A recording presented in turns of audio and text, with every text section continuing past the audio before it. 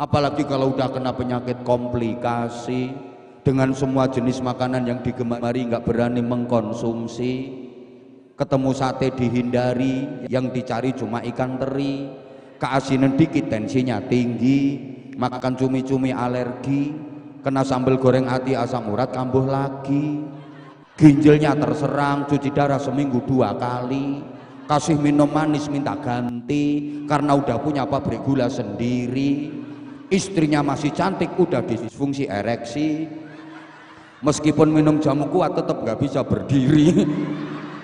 Siapa yang bebas berbuat sesuatu di dunia? Mentang-mentang pegang mic ceramah terus bebas ngono ya tepuk tangan. Bebas berbuat sesukanya, bebas berkata semaunya. Salah dikit viral seluruh dunia.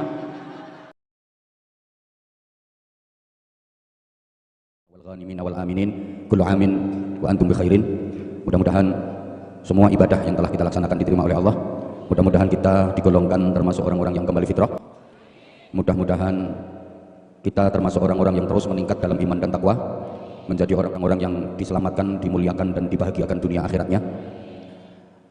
Setelah 1 Syawalan, ada yang punya konsep halal bihalal dan ada yang punya konsep lebaran. Kira-kira nanti kita termasuk konsep yang mana? Karena memang kontaminasi dengan modernisasi, ada kelompok umat Islam yang masih memegang kuat tradisi. Nek cara Jawa ini gini, ono wong Islam sing melu ajarane Rasulullah, ono wong Islam sing melu ajarane penjajah, ono wong Islam sing melu ajarane mbah-mbah. Makanya tahun baru di masyarakat Islam Indonesia juga ada 3. Ada tahun baru 1 Januari dirayakan pakai dangdutan, 1 Muharram dirayakan pakai jarak dangdutan, 1 Muharram dirayakan pakai jaranan. Kira-kira yang paling ramai yang mana? Pengajian, dangdutan, apa jaranan? Syawalan, ada semangat halal bihalal, ada semangat lebaran. Syawalan itu semangatnya santri, kaum sarungan. Halal bihalal itu semangatnya priayi, kaum celonoan. Lebaran itu semangatnya wong sing gak ngaji, kaum abangan. Merangkai kata seperti ini gak gampang, makanya mahal. Diulang. Ya mungkin YDSF belum pernah ngundang kajian dengan pemateri ustadz yang seperti saya. Tapi seumur hidup saya nggak akan pernah lupa bahwa saya pernah mengajukan proposal bantuan kepada YDSF dan ditolak. Tidak di ACC. Seumur hidup saya nggak bakal lupa. Nanti kalau waktunya cukup tak ceritakan nanti. Kejem ternyata pengurus YDSF itu kejem, jahat. Oke, saya ulang. Syawalan itu semangatnya santri, kaum sarungan, kaum gamisan. Halal bihalal itu semangatnya priayi, kaum celonoan. Sedangkan lebaran itu semangatnya orang yang ngaji, kaum abangan. Saya urut.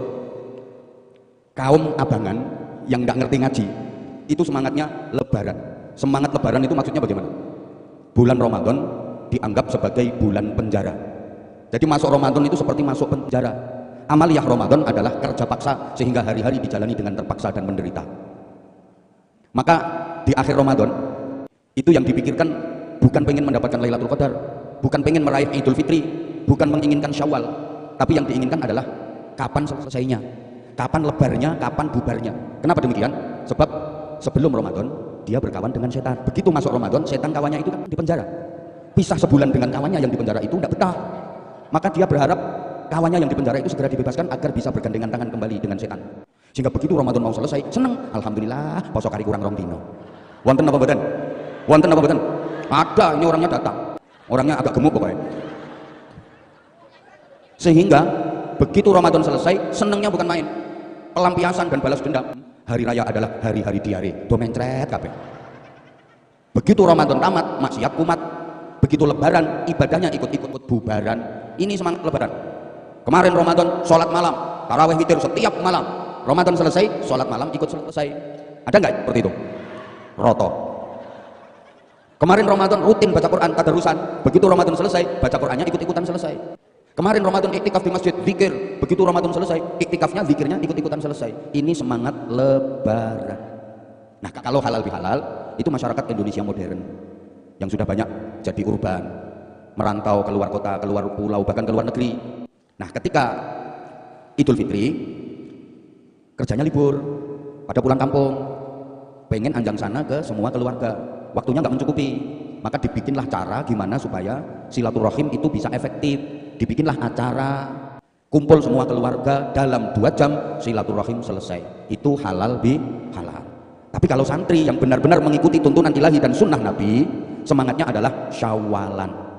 Bagi santri, Idul Fitri itu cuma sehari, tanggal 1 Syawal aja. Karena Idul Fitri itu hari raya kecil.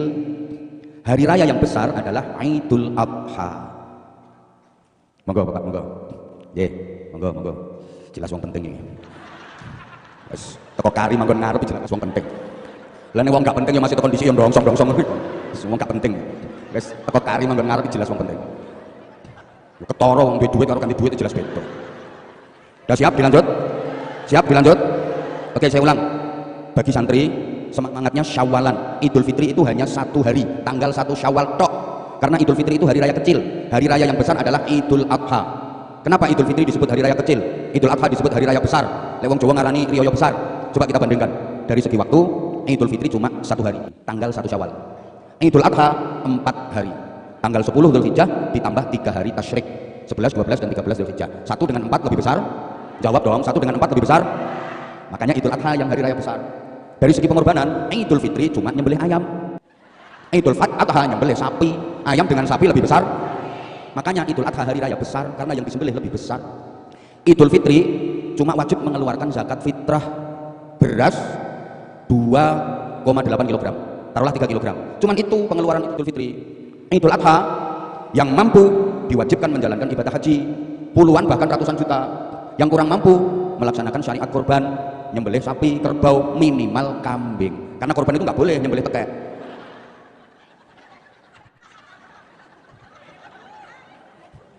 Ya Allah.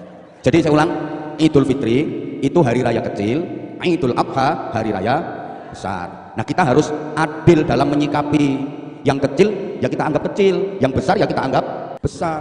Yang kecil ya kita perlakukan sebagaimana kecil, yang besar kita perlakukan sebagaimana besar. Jangan dibalik-balik.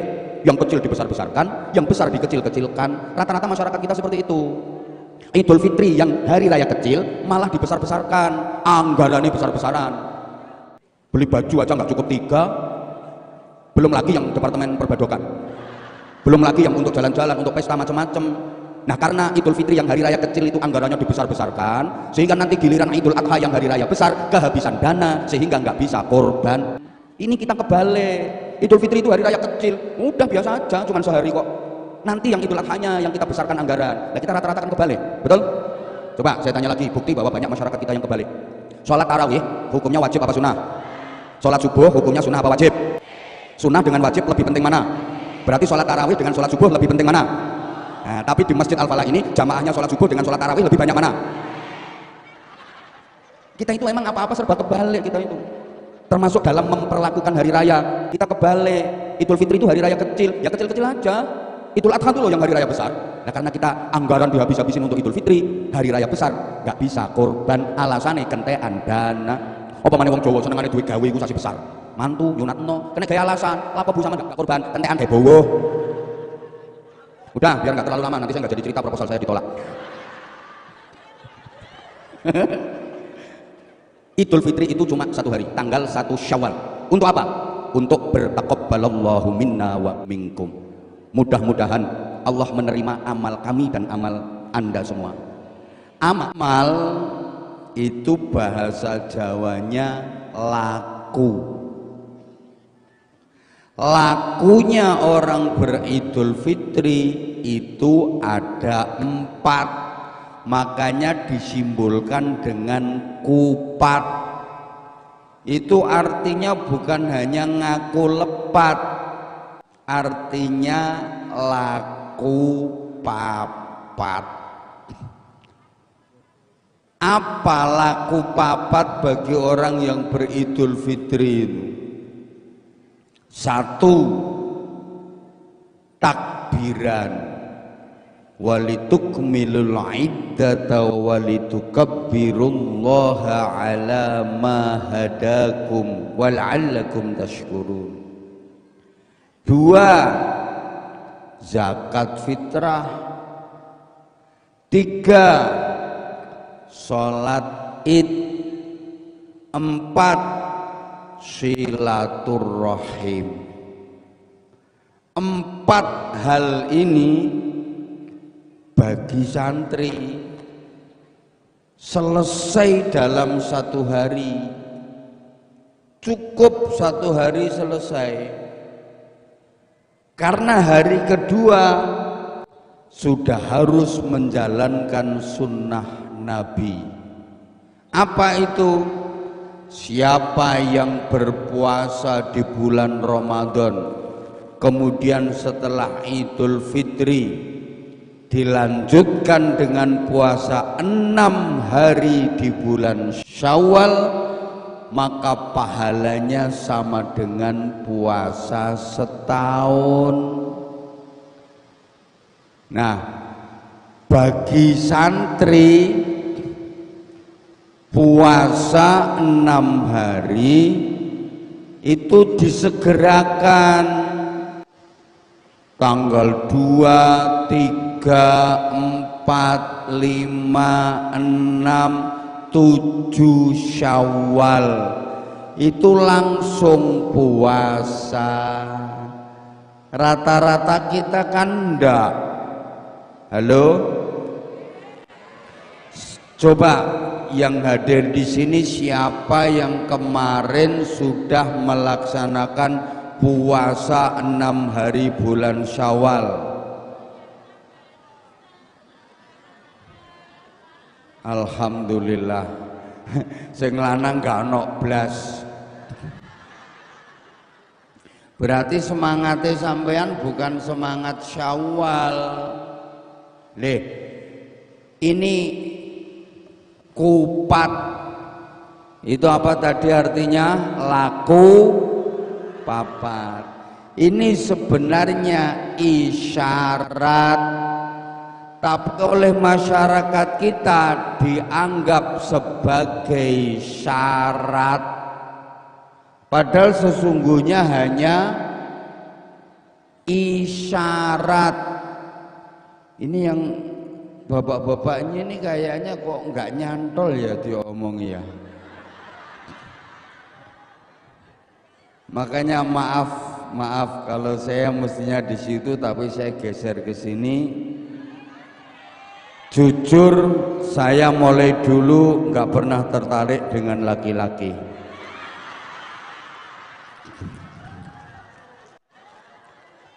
Emang perhatiannya beda. Jujur saya lebih seneng sama ibu-ibu. Kalau diajak ngaji itu semangat. Bapak-bapak ini modelnya males kayak gitu. Dah, no I reckon you. Jadi para jamaah,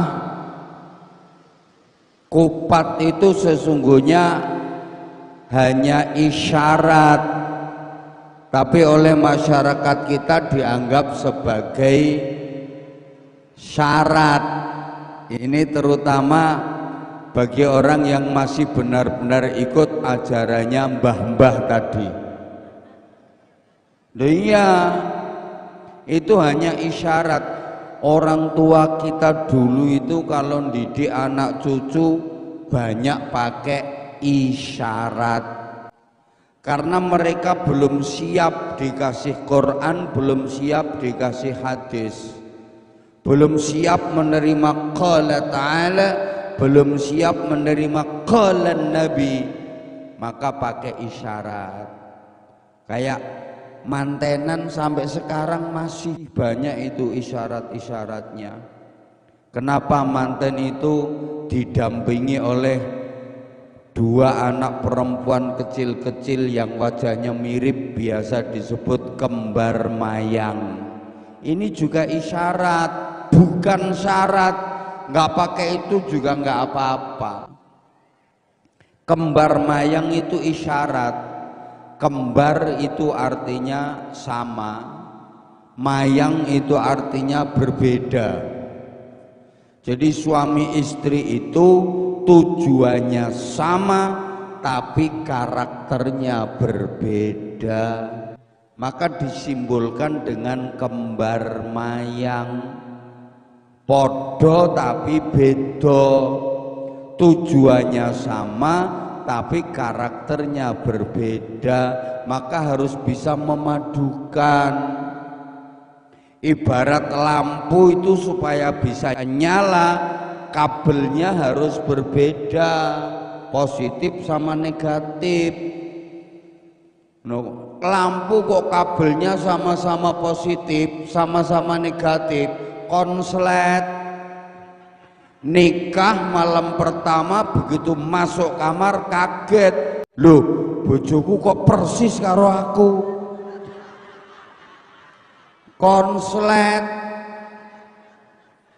Memang laki dengan perempuan itu beda, bapak sama ibu itu beda. Bapak itu suka mengecilkan hal yang besar, ibu suka membesarkan hal yang kecil.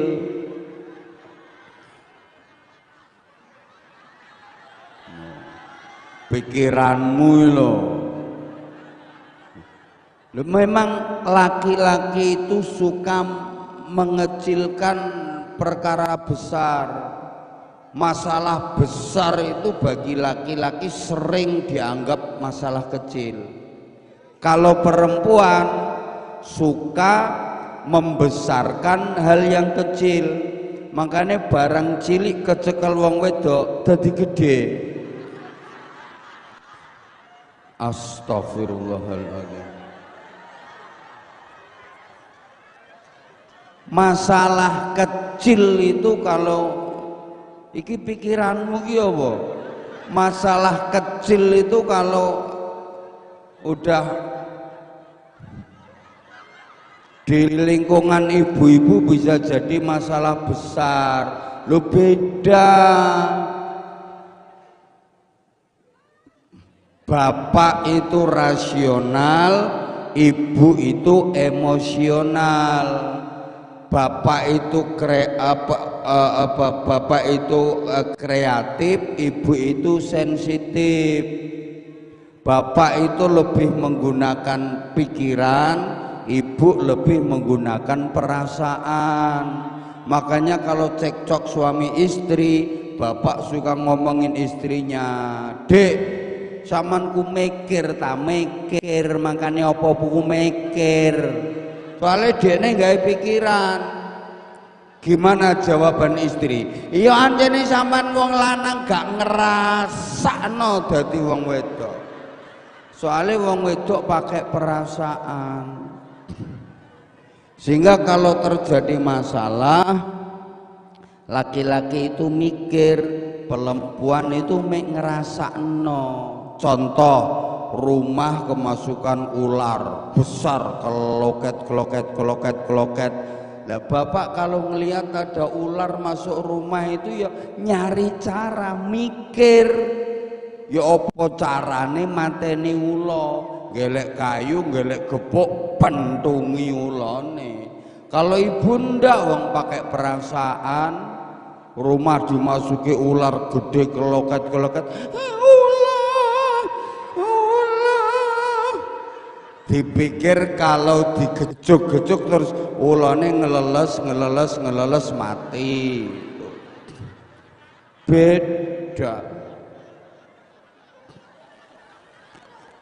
Mau bepergian naik kereta, udah beli tiket, sampai stasiun ketinggalan kereta, keretanya udah jalan. Lah kalau ibu-ibu mesti nangis, kari diwasang tiket kari. Dikira lek ditangisi sepur sing wis berangkat mundur meneh serut. Kalau bapak ndak ketinggalan kereta mikir ya apa carane berangkat, ono trek celingkrik gandol trek gak masalah. Beda, kamu itu suka pakai perasaan, makanya sering gak rasional. Nah itu simbole kembar mayang. Mari ngono engko nek wis rada parek mantene mbalang suruh. Suruh iki maknane duduk kesusu kepengin weruh.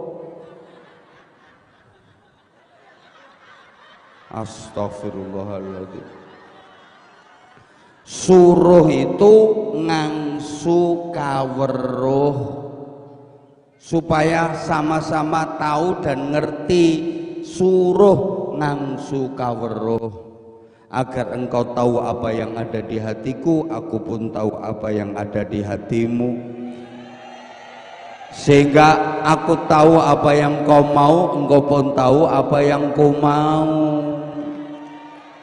Loh, ini kalau bahasa ayat Qur'annya lita'arofu, agar suami istri itu saling mengerti, saling mengenal, gak sembarangan. Kok mantene wis parek begitu deket, suami nginjak telur sampai pecah, biar. Jadi sing lanang ngideki ndok sampai pecah, biar. Terus sing wedok misui, mijui. Kok misui? Masa sing lanang ngideki ndok biar terus sing wedok misuh ngono. Baskom diisi air, itu namanya wijian tawisuan.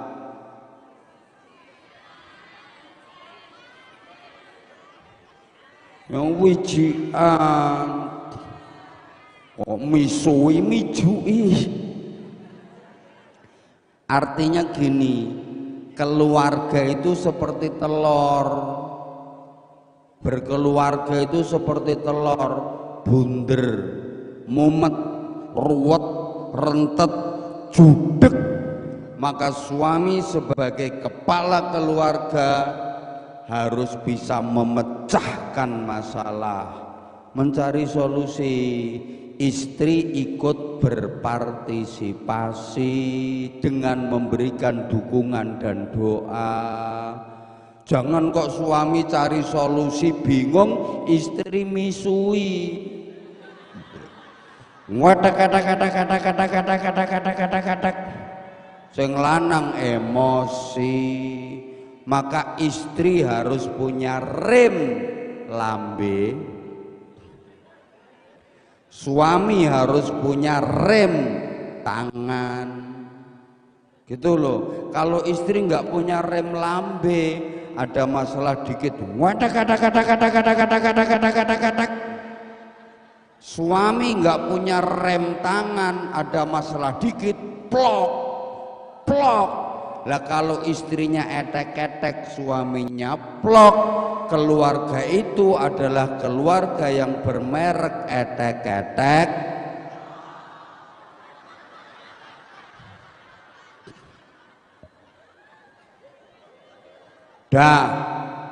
Kupat itu isyarat laku papat bagi santri yang beridul fitri. 1 takbiran, 2 zakat fitrah, 3 sholat id, 4 silaturahim.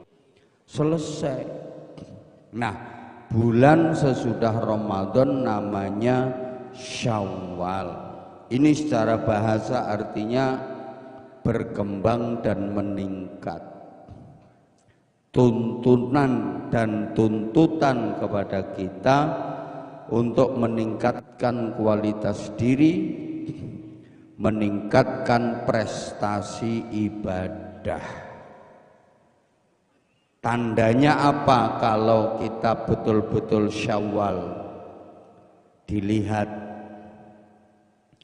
kemarin puasanya itu puasa jenis uler ta puasa jenis ulo. Tuh. Jadi ulo sama uler itu podo-podo poso tapi hasilnya beda. Ulo meskipun habis puasa dia sama sekali nggak berubah jadi baik, sama sekali nggak berubah. Namanya tetap ulo, bentuknya tetap ulo, wajahnya tetap ulo, perilakunya tetap ulo. Karena puasanya ulo itu hanya sekedar mau melungsungi ganti kulit. Badannya makin besar makin panjang. Ada ibu-ibu yang poso ulo yang ada. Jadi poso itu cuma kate melungsungi ganti kelambi anyar. Awake mari poso tambah lemu. Itu bukan peningkatan kualitas diri tapi peningkatan berat badan. Ada sekarang orangnya pakai jilbab warna hijau.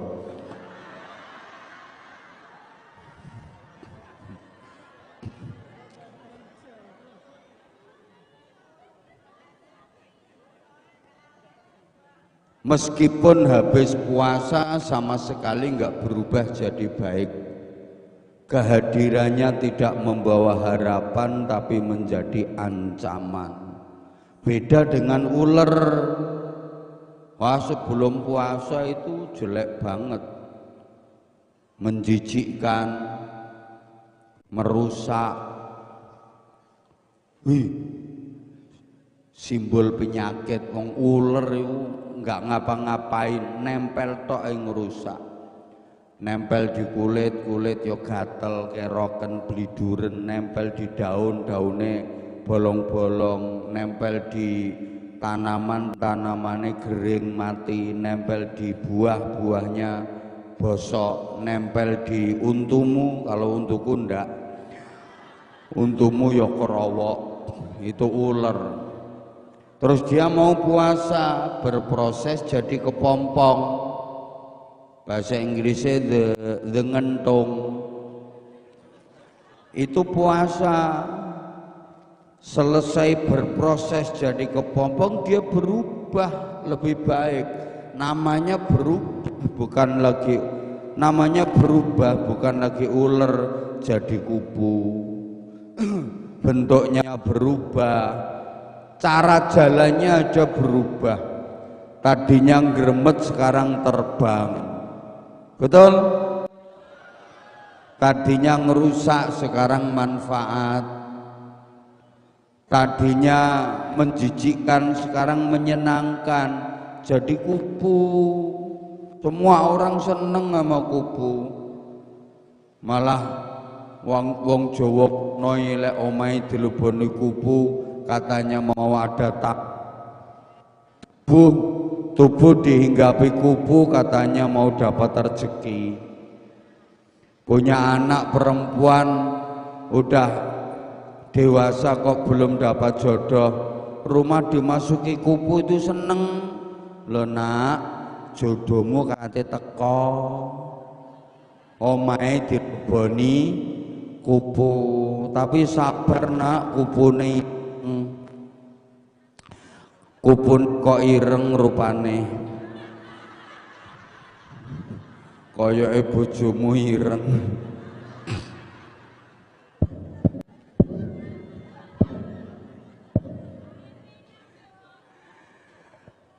Kalau memang Ramadan kita sukses, 11 bulan setelah Ramadan kita ada perbaikan kualitas diri, perbaikan kualitas ibadah. Ibu-ibu, bapak-bapak dan seluruh jamaah, peningkatan di bidang apa yang kita harapkan setelah menjalani madrasah Ramadan selama sebulan? Setidaknya peningkatan di bidang takwa. Karena memang target utama puasa Ramadan itu la'allakum tattaqun. Dalam kesempatan yang sangat terbatas ini, saya akan sedikit uraikan tentang takwa sosial, takwa aplikatif, Wong ini memang di Yayasan Dana Sosial, jadi saya uraikan tentang takwa sosial, takwa aplikatif, takwa yang bisa kita praktekkan sehari-hari untuk tampil sebagai kupu setelah sebulan berkepompong. Takwa yang kalau benar-benar bisa kita jalankan, kita akan dimasukkan surga oleh Allah Subhanahu wa ta'ala. Ini selaras dengan doa yang tiap hari kita panjatkan selama Ramadan. Allahumma inna nas'aluka ridhaka wal jannah wa na'udzubika min sakhatika wan nar. Ya Allah, kami mohon kepadamu ridhomu dan surgamu. Kami mohon perlindungan kepadamu dari murkamu dan dari nerakamu. Para jamaah, kalau pengen lebih jelas mengenai takwa sosial ini, bisa panjenengan pelajari dalam surah Az-Zariyat ayat 15 sampai dengan 21. Surah Az-Zariyat ayat 15 sampai dengan 21. A'udzubillahi minasyaitonir rajim. Innal muttaqina fi jannatin wa uyun. Sesungguhnya orang-orang yang bertakwa dimasukkan surga yang ada sumber mata airnya. Kenapa disebutkan uyun, sumber mata air? Itu simbol keindahan. Tempat-tempat yang indah itu selalu ada sumber mata airnya. Seindah apapun tempat, kalau nggak ada airnya nggak jadi indah. Akhidina ma atahum rabbuhum. Mereka para penduduk surga bebas mengambil dan menikmati apa-apa yang telah disediakan Allah untuk mereka. Kebahagiaan dan kenikmatan di surga. Innahum kanu qabla dzalika muhsinin.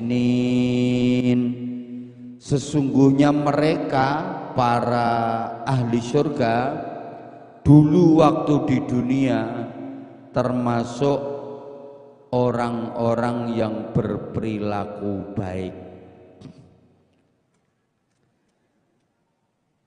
Kanu qalilan minal laili ma yahja'un. Mereka penduduk surga sedikit tidurnya di waktu malam.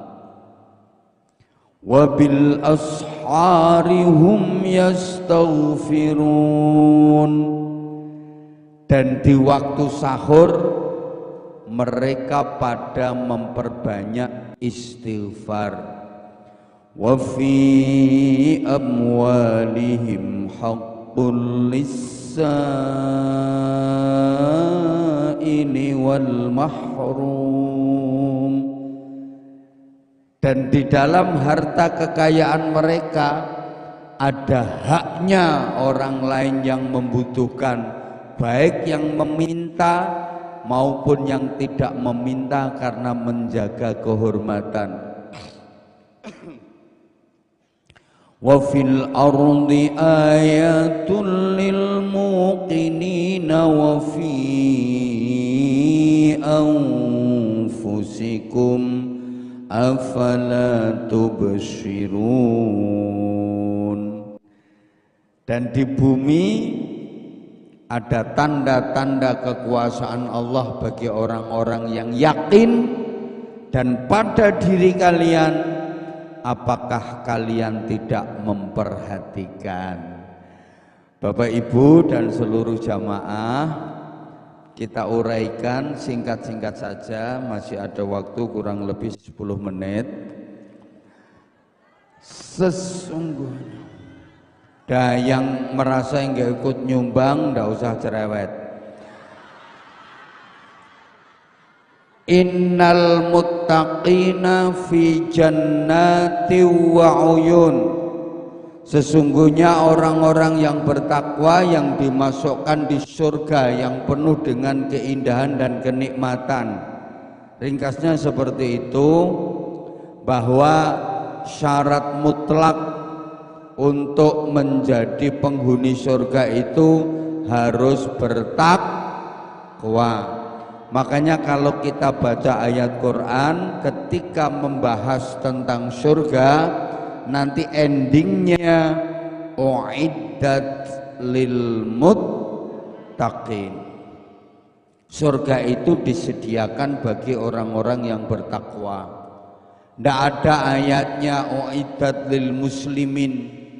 Surga itu disediakan untuk orang-orang yang Islam saja, ndak, tapi lil muttaqin. Bagaimana kondisi orang-orang takwa yang berada di surga? Keadaannya seperti apa? Akhidina ma atahum rabbuhum. Mereka semua bebas menikmati, mengambil fasilitas-fasilitas surga yang disediakan buat mereka. Para jamaah, dari ayat ini kita tahu nanti jenengan-jenengan ini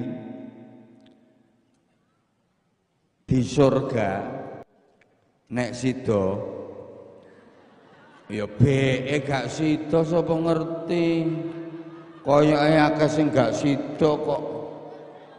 Iki BE sampean kok sida nang swarga. BE sampean nanti akan bebas mengambil apa saja fasilitas yang ada di surga, bebas sebebas-bebasnya menikmati semua fasilitas yang ada di surga. Oh, berarti ini beda dengan Nabi Adam dulu.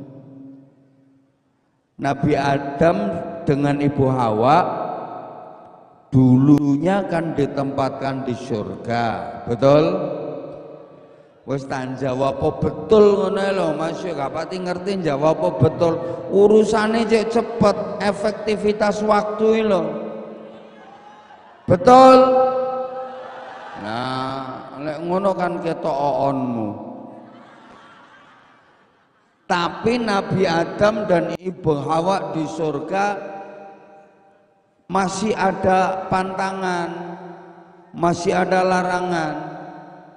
Silahkan nikmati apapun fasilitas surga, tapi lo masih ada tapinya. Wala taqraba hadhihi syajarah. Jangan dekati ya pohon ini. Jadi masih ada pantangannya Nabi Adam sama Ibu Hawa dulu. Ini memang skenarionya Allah. Jangan kalian dekati pohon ini. Akhirnya Nabi Adam tergoda oleh iblis melalui istrinya Hawa, mendekati, memetik dan memakan buah dari pohon itu, kemudian dikeluarkan dari surga. Pertanyaannya, setelah dikeluarkan dari surga, Nabi Adam menyalahkan siapa? Apakah menyalahkan Ibu Hawa? Enggak. Apakah menyalahkan iblis?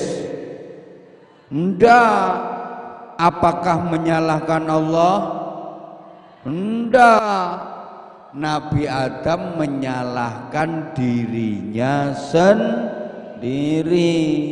Rabbana zalamna anfusana wa illam taghfir lana wa tarhamna lanakunanna minal khasirin. Ini pelajaran berharga buat kita. Jadi kalau ada kesalahan, jangan suka nyalain orang lain. Kita salahkan diri kita sendiri, evaluasi untuk melakukan perbaikan. Kita kan enggak. Kita itu suka menyalah-nyalahkan pihak lain. Coba ibu-ibu misalnya punya anak nakal, dinasehatin susah. Kira-kira ibu nyalahkan diri ibu sendiri atau menyalahkan anak?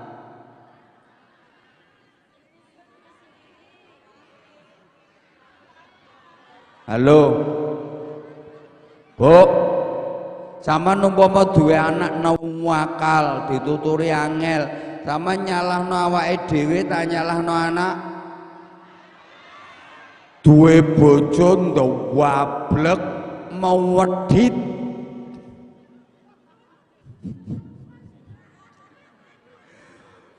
diladeni ora wewel.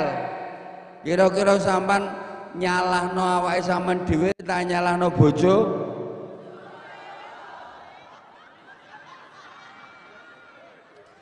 Kita itu emang suka menyalah-nyalahkan orang lain. Jadi guru punya murid diajarin susah, pasti yang disalah-salahkan muridnya. Murid gak kena diulang. Jadi penceramah nyeramain jamaah, kok jamaahnya rame, jamaahnya nggak merhatiin, nggak fokus. Kira-kira menyalahkan dirinya sendiri apa menyalahkan jamaah? Kebanyakan menyalahkan jamaah. Jamaah gak enak dijak ngaji, padahal ceramahmu yang nggak menarik. Duh. Nggak usah tepuk tangan, nggak penting. Lah kita memang begitu kok. Saya ini udah jadi donatur tiap bulan, tapi peruntukannya ya di SF itu untuk apa loh? Direkturnya langsung berdiri.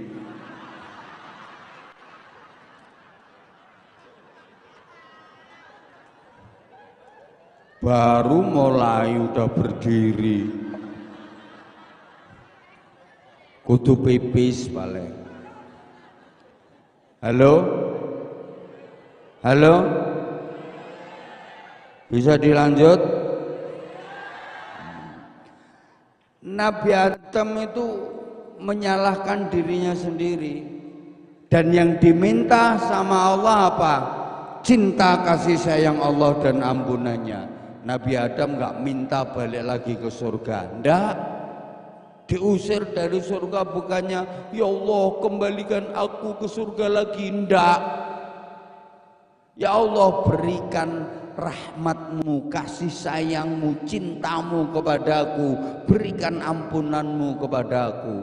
Ndak minta kembali lagi ke surga Nabi Adam.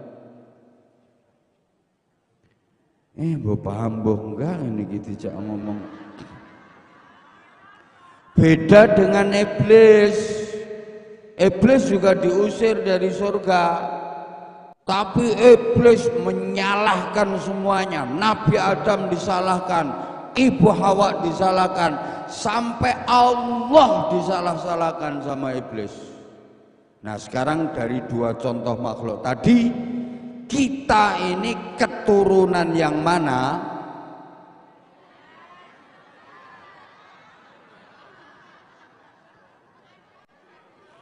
Sebelah sini kok gak jawab ya? Ya udah, yang sini keturunan Adam, berarti yang sini keturunan. Salah, gak gelem jawab kok. Dari dua contoh makhluk tadi coba dipikir, kita itu keturunan yang mana? Nah, kalau merasa keturunan Adam, ya harus mau mencontoh Adam, niru Nabi Adam. Sering-sering mengakui kesalahan sendiri, menyalahkan diri sendiri, evaluasi, muhasabah, memperbaiki diri. Kalau nggak mau seperti itu, berarti lebih dekat dengan satunya. Siapa? Nggak jawab iblisnya. Sorry ya, kamu jangan tersinggung. Gini Bapak Ibu para jamaah, nanti di surga itu bebas mengambil apapun yang kita kehendaki, nggak ada lagi pantangan, nggak ada larangan, nggak ada onok sirian. Itu di surga. Kalau di dunia mana ada orang yang bebas semaunya? Nggak ada. Sak soge-sogene wong bebas berbuat sesukanya. Setinggi-tingginya pangkat jabatan seseorang, apa dia bebas berbuat sesuatu? Enggak. Malah pejabat-pejabat itu sekarang selalu dihantui ketakutan. Pecicili terus karo KPK. Nah iya, contohnya iki.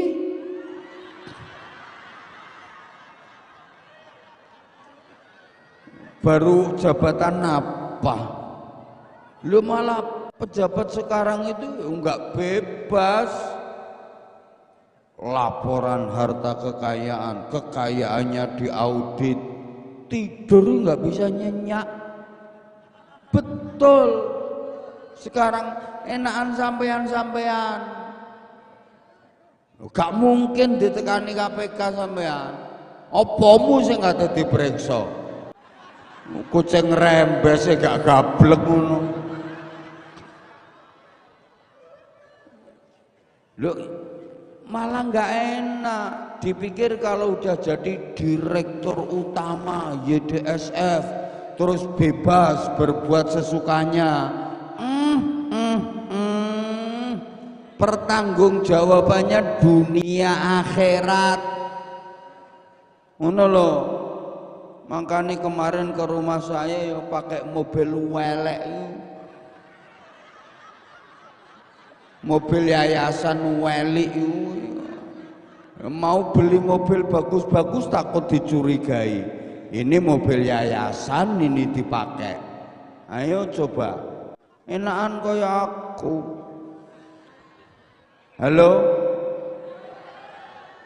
di dunia ini siapa yang bebas coba? Pengen tahu saya. Sekaya-kayanya orang, apa dia bebas berbuat sesuatu? Dah sekarang misalnya ada orang kaya betul udah, duitnya nggak berseri udah.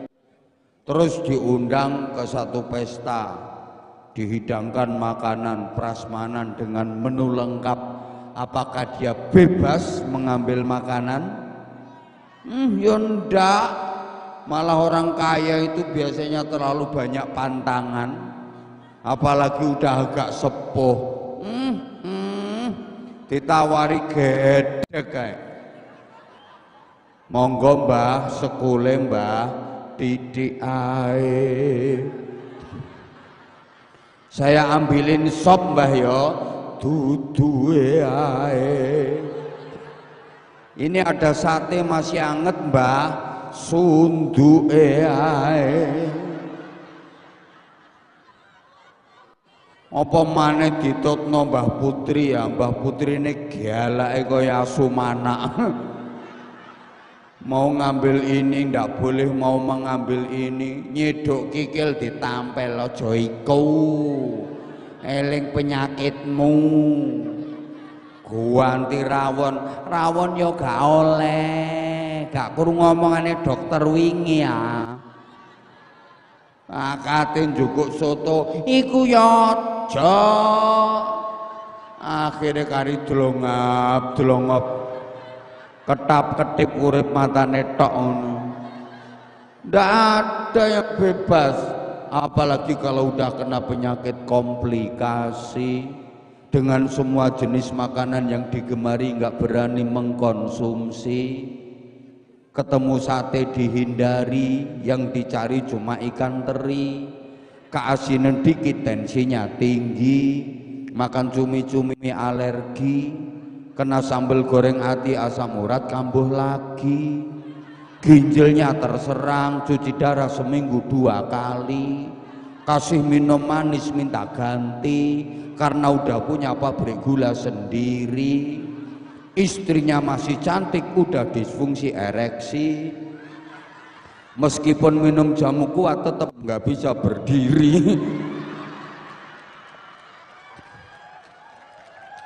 Ngono ya tepuk tangan. Siapa yang bebas berbuat sesuatu di dunia? Mentang-mentang pegang mic ceramah terus bebas berbuat sesukanya, bebas berkata semaunya. Salah dikit viral seluruh dunia. Enggak ada di dunia ini yang bebas. Siapa yang bebas? Enggak ada di dunia ini yang bebas. Siapa yang bebas? Enggak ada. Besok di surga bebas. Orang banyak duit terus bebas, main perempuan, duit akeh terus wedoan. Itu maaf, oleh agama dilarang, oleh pemerintah dilarang, perbuatannya terlarang, bayare.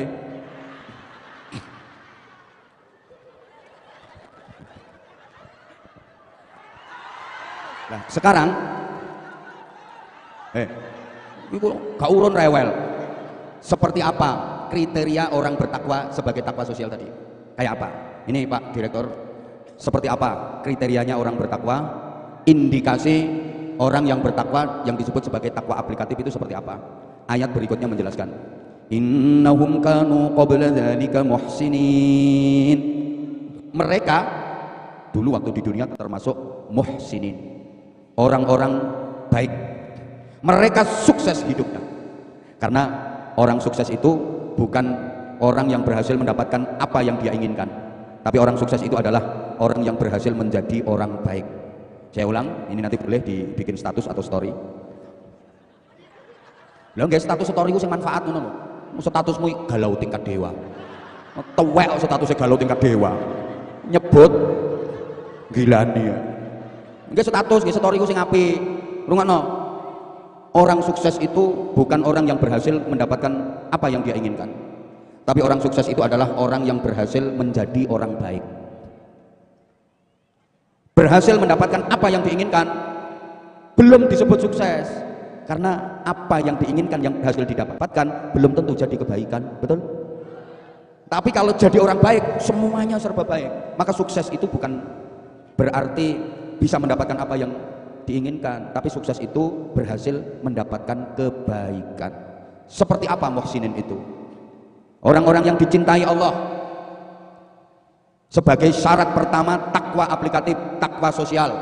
Kalau pengen tahu muhsinin bisa dipelajari dalam surah Ali Imran ayatnya 134. Saya biasanya kalau ceramah di dusun-dusun, di kampung-kampung, di pedesaan-pedesaan, saya nggak pernah sebutkan ini surat apa, ayat berapa, nggak pernah. Tapi kalau di Al-Falah ini harus saya sebutkan. Harus. Loh, saya ngaji itu lihat-lihat tempatnya kok saya. Nanti dianggap saya nggak tahu ayat Quran. Loh, saya ngaji di kalangan akademis beda dengan di kalangan jemburis. Yo ngaji itu lihat-lihat audiennya siapa. Itu ceramah itu seperti itu. Makanya saya di kalangan manapun masuk saya. Di NU ceramah biasa, di Muhammadiyah ceramah biasa, di LDI ceramah biasa, dimanapun saya ceramah biasa. Mana yang ngundang? Partai juga begitu. Ikut mana? Ikut yang ngundang. Loh kok repot toh? Lo nanti di alam kubur itu tidak ada pertanyaan kamu NU apa Muhammadiyah, tidak ada pertanyaan itu. Aku wis ngerti. Dipikir kene nggak punya ketajaman mata batin. Ya kamu ya gak lari selambemu. Itu ayatnya ya sering dibaca biasanya di setiap acara halal bihalal itu. Alladzina yunfiquna fis sarra'i wad-dharra'i wal kadhiminal ghaidha wal 'afina 'anil nas. Dan ayat ini ditutup dengan wallahu yuhibbul muhsinin, dan Allah sangat mencintai muhsinin, orang-orang baik. Berarti kita harus berusaha mendapatkan cintanya Allah. Kita harus pandai merayu Allah agar Allah mencintai kita. Kriteria yang muhsinin itu seperti apa? Ada 3. Pertama, alladzina yunfiquna fis sarra'i wad-dharra, orang-orang yang suka berinfak, suka menolong, suka berderma, suka bersedekah, baik di waktu sempat maupun di waktu sempit, dalam keadaan longgar maupun dalam keadaan rupek, dalam segala suasana. Di waktu kaya sedekah, di waktu miskin sedekah, ketika banyak duit sedekah, ketika sedikit duit sedekah. Itu muhsinin, orang-orang bertakwa. Ketika senang sedekah, ketika susah sedekah, waktu sehat sedekah, waktu sakit sedekah. Itu muhsinin, orang-orang bertakwa. Karena ada loh orang yang mau sedekah nunggu sakit dulu, itu ada mau sedekah nunggu sakit dulu, itu ada. Biasanya nggak pernah, begitu kering langsung gaya bancaan, diundang nih tonggo, dibagi-bagikan ke tetangga, sampai tetangganya itu udah niteni, kowe suwe ya wongnya orang kering, soalnya suwe gak bancaan. Ada yang kayak gitu. Lek muhsinin itu nggak peduli, dalam segala suasana, dalam segala situasi dan kondisi dia tetap bersedekah. Bahasa Al-Qur'annya fis-sarra'i wad-dharra, di waktu longgar maupun di waktu sempit. Para jamaah, kalau sedekah di waktu longgar gak heran, gak aneh, banyak yang bisa. Panen mangga, gowombel, didol ka payu, terus dindum-dum no tonggo, gak heran. Jual gorengan, ora laku, bagi-bagikan nggone tonggo, gak heran. Sedekah di waktu longgar. Tapi sedekah di waktu sempit, ini yang sulit. Dalam kondisi emergensi, dalam kondisi darurat, tetap mau bersedekah. Padahal itu syarat muhsinin untuk menjadi muttaqin. Coba misalnya ya, ini misalnya. Bapak-bapak, maaf, yang di belakang. Sampean misalnya punya duit 500.000 rupiah. Duit sampean cuma itu tok, panjang potonganmu ya rapat yang di duit. Sorry, jangan marah. Kalau duitmu banyak, dudukmu gak di situ. Mesti di depan sini. Ya karena duitmu gak begitu banyak, ya terpaksa duduk di belakang. Yang marah silakan keluar dari ruangan ini. Misalnya ini, sorry sekali lagi misalnya, sampean punya duit 500.000, ya cuman itu duit sampean, tidak ada lagi yang lain. Sampean sendiri punya kebutuhan yang mendesak dan sangat penting. Tiba-tiba ada tetangga datang ke sampean, minjem duit ke sampean. Berani ngelepas nggak? Berani ngelepas nggak? Kalau ibu misalnya situasinya seperti itu, sampean di duit cuma 500.000, sampean duit kebutuhan penting, terus ono tonggo sampean moro, mbak aku nyari duitnya mbak 300.000 aja mbak. Berani ngelepas? Mikir, lu aku dhewe yo botoh lamun. Kalau muhsinin, orang yang bertakwa, berani lepas. Kenapa berani? Karena yakin dengan jaminan Allah, pasti akan diganti oleh Allah dengan ganti yang lebih baik dan lebih banyak. Orang kalau dikasih itu kan sunnahnya disuruh mengucap terima kasih, kemudian mendoakan. Doanya gimana? Jazakumullahu khairan katsira. Itu artinya mudah-mudahan Allah membalasmu dengan balasan yang lebih baik dan lebih banyak. Ini ilmu loh. Allah pasti akan membalas dengan balasan yang lebih baik dan lebih banyak. Percaya apa enggak? Kalau Allah akan memberi balasan dengan balasan yang lebih baik dan lebih banyak bagi orang-orang yang mau bersedekah di waktu kepepet, di waktu darurat, dalam keadaan darurat, berani bersedekah, Allah pasti akan memberi balasan yang lebih baik dan lebih banyak. Percaya apa enggak? Percaya apa enggak? Aku juga percaya kalau kamu percaya. Emang kamu percaya? Oke.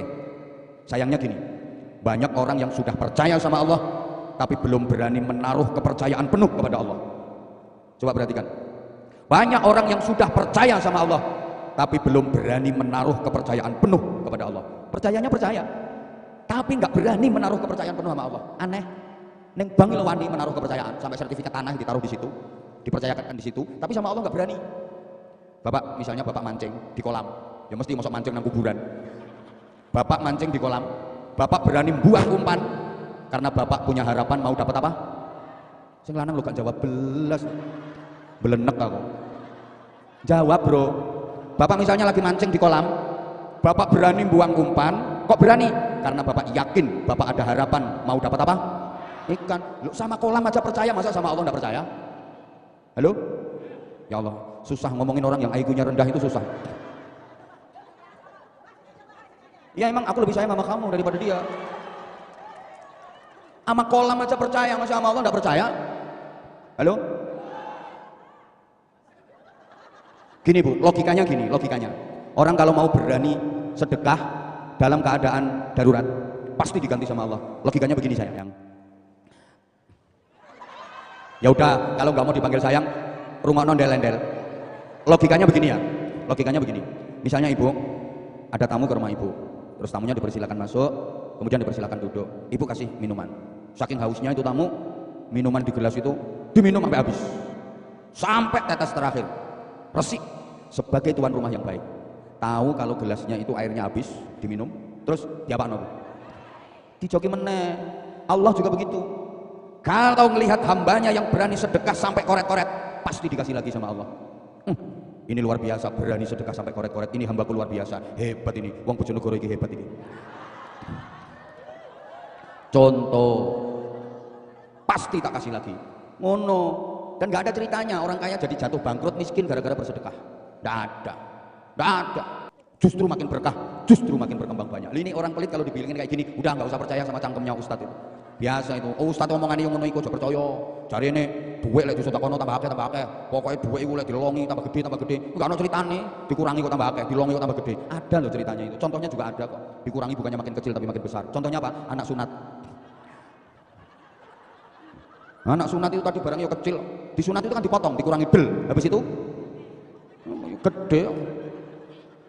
Laut itu tiap hari ikannya dikuras ribuan ton. Tapi nggak ada ceritanya laut kehabisan ikan. Nggak ada ceritanya segoro kentean iwak, nggak ada ceritanya. Lo sampean kalau bisa seperti itu, kurasin terus, kuras duitmu, nggak bakal habis. Lah aku duitku tak tokno kalau kok entek, berarti sampean belum laut, sapi teng sampean. Iya, saya sapi teng, lek ancene wis laut temen, gak kira entek. Saya sudah membuktikan. Lo anak-anak saya di pesantren 2.500 sekian, free, bebas biaya semua. Tak kuras aku, termasuk oleh toko kene ngono tak kuras. Loh iya, silakan dicek ke Bojonegoro. Ini direktur utama kemarin udah ke sana. 2.500 lebih, free semua bebas. Mondoknya gratis, nggak ada bayar. Makan gratis, kitab-kitab untuk ngaji semuanya gratis. Sekolah gratis, seragam sekolah kita kasih. Tak kuras aku dapat dari mana? Tak kuras. Gak habis-habis, tambah banyak. Jadi ASF mau ngasih dikit, malu ditambahin. Masih nggak percaya? Demi Allah saya itu udah membuktikan. Allah yang nanggung semuanya. Orang kemarin COVID 2 tahun lebih, aku kan sepi, kan tanggapan. Sowopi COVID. Loh, kalau agenda jadwal saya 3 tahun ke depan, kayak gini saya udah sampai Desember 2027. Rumah sama ngecek menurut sampai Desember 2027. COVID itu juga sama, tapi semuanya kan pending, cancel semua, nggak boleh bikin kegiatan. Nyatanya anak saya 2.500 lebih, urip kabeh. Urip kabeh, siapa yang nanggung? Allah. Ngono, mantep nang Gusti Allah. Ngono bro carane. Yang kedua, loh, ini kalau sesuai schedule jam 5 saya sudah harus selesai. Padahal kriteria orang bertakwa tadi ada 5, ini baru 1 aja belum selesai. Berarti yang kedua, ketiga, keempat, kelima episode berikutnya kalau diundang lagi. Dah, sekarang direktur utama suara mayoritas. I love you semuanya.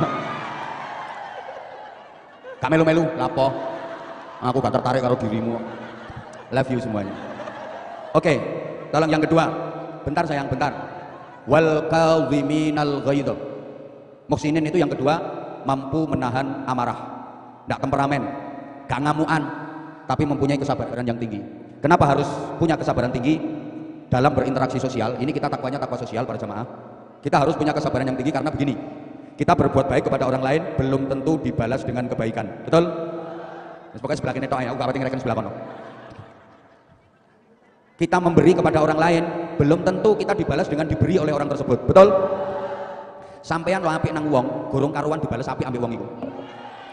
Kadang sampean wis berusaha apik terus nang wong iku, tapi wong iku tetep elek ae nang sampean. Wonten apa mboten? Ono, tanggamu iku aku ngerti. Ome madhep ngalor wonge. Halo? Bapak, sampean memberi sesuatu kepada orang lain belum tentu sampean dibalas dengan diberi sesuatu oleh orang itu. Betul? Maka saya pesan, kalau sampean memberi sesuatu kepada orang lain, jangan pernah berharap balasan. Kalau sampean berharap balasan, pasti sampean akan kecewa dan sakit hati. Pasti. Ada guru ngajar muridnya, berarti guru memberi ilmu kepada muridnya. Kok guru berharap balasan dari muridnya? Pasti guru kecewa dan sakit hati. Gak mungkin muridnya bisa membalas. Orang tua membiayai anak pendidikan mulai paling rendah, pos PAUD, playgroup, TK sampai perguruan tinggi sampai sarjana lengkap. Kok orang tua berharap balasan biaya dari anaknya? Pasti kecewa dan sakit hati. Gak mungkin. Udah contoh yang paling gampang. Saya ngasih ceramah ke sampean-sampean semua, kok saya berharap balasan? Pasti saya kecewa. Gak mungkin sampean bisa nyeramahi saya. Loh ya toh? Karena gini, orang yang kita hadapi itu selalu ada tiga. Surat Fatir. ثم أورثنا الكتاب الذين اصطفينا من عبادنا فمنهم ظالم لنفسه ومنهم مقتصد ومنهم سابق بالخيرات بإذن الله. Orang itu selalu ada tiga jenis. Pertama, zalimul li nafsih, menganiaya diri sendiri. Kalau kita kasih, dia nggak balas ngasih kita atau membalas dengan lebih sedikit. Yang kedua, muqtasid, sedengan, tengah-tengah. Ini membalas sama. Kita kasih, dia ngasih. Kita kasih 100.000, dia ngasih ke kita 100.000. Yang ketiga, sabiqum bil khairati biidznillah, cepat berbuat baik dengan izin Allah. Kita kasih, dia membalas lebih. Selalu ada tiga. Masyarakat itu selalu ada tiga. Kira-kira yang paling banyak di lingkungan sampean yang mana? Ya Allah, gak nyaut tok. Wes pokoknya ngono iku. Nah, paling enak itu kita berhubungan dengan orang yang membalas lebih, itu paling enak. Kita memberi ke dia memberi ke kita lebih. Itu paling enak. Contohnya siapa? Orang tua. Khususnya ibu. Ibu ke anak itu pasti membalas lebih. Ibu dikasih sama anaknya, pasti ibu membalas lebih. Karena memang ibu ke anak itu hanya memberi, tak harap kembali. Misalnya ini nggak di dalam masjid, pasti tak nyanyiin. Karena ini di dalam masjid nggak boleh nyanyi. Betul? Kalau nyanyi nanti di masjid. Ibu ke anak itu hanya memberi, tak harap, bagai sang surya menyinari. Contoh paling gampang, lihat Pak Rioyo, anaknya kan di kota, mudik mulai ketemu ibu anak ke ibunya, sowan lebaran, paling-paling anak itu bawa gula 2 kilo, minyak goreng 2 kilo, roti kaleng sing tanggung siji, iku ae wis dibuka segele dijukuk wafere. Karo duit 300.000 dibungkus amplop, tapi anak 6 digawa kabeh. Toto omah ibuke, anak 6 disangoni kabeh 1.000, 600, bondo 300 luwes oleh 600. Iku sik digorokno ayam, ditukokno sate, disuguhi mangan mau macam-macam. Kuwi tekor ibuke wisan. Begitu anake kate balik, bagasi mobil kebek, sembarang mlebu, beras sak ketane bagasi, klopo sak degane mlebu. Petik sak kandangi lho digawa. Mencep sampean bagasine. Begitu anake wis balik, ibuke nang terase omah ambek lenger-lenger. Alhamdulillah rampoke wis minggat.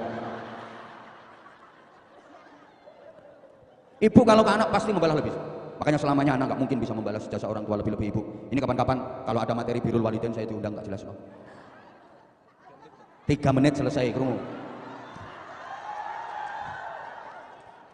Nah, jangan khawatir, episode berikutnya. Yang kedua, muqtasid, ini kepada tetangga, kepada teman. Yang ketiga, zalimul li nafsi. Wah, ini yang membutuhkan kesabaran ekstra. Banyak orang yang ketika kita kasih, dia nggak mau berterima kasih, dia nggak tahu balas budi, dia nggak tahu diri, bahkan kadang menyakitkan hati. Ini bertepuk sebelah, air susu dibalas dengan air, ditolong malah dikei ati nerogo. Kau yang mulai, kau yang berjanji, kau yang ya nasib, paling susah. Makanya butuh kesabaran ekstra. Sehingga yang ketiga, wal afina 'anin nas, mudah memaafkan kesalahan orang lain. Jangan ada dendam dan kebencian di antara kita. Yang lalu biarlah. Itu prinsip hidup. Jangan sampai hidup ini punya prinsip tiada maaf bagimu. Tapi berprinsiplah, yang lalu biarlah. Sing wis ya, sing mari ya, sing bar ya, udah. Duren-duren roti-roti, biyen saiki. Dulu loyang. Sekarang kok besi? Ya gak apa-apa, dulu loyang, sekarang besi. Dulu sayang, sekarang tetap di hati. Ngono prinsipnya, bukan dulu sayang sekarang benci. Sayangnya, maaf, waktunya. Saya sebenarnya pengen, tapi karena satu ini di masjid, dua kita dibatasi oleh waktu. Dengan berat hati, langsung doa. Oke, bener, ini ngaji saya belum ada seperempatnya. Kriteria orang bertakwa itu sesungguhnya ada 5. Ini baru yang pertama, muhsinin. Belum lagi yang kedua tadi. Yang kedua, innahum kanu qabla dzalika muhsinin kanu qalilan minal laili ma yahjaun. Di waktu malam tidurnya sebentar untuk melakukan aktivitas malam hari, lembur, bertahajud, baca Quran, dzikir. Wabil asharihum yastaghfirun, di waktu sahur mereka banyak beristighfar. Wa fi amwalihim haqqul lisaili wal mahrum. Kemudian yang terakhir, wa fil ardi ayatul lil muqinin wa fi anfusikum afala tubsirun. Insyaallah saya sampaikan pada serial berikutnya. Dengan berat hati saya harus mengakhiri kajian ini. Burung cendrawasih hinggap di kayu. Terima kasih. I love you.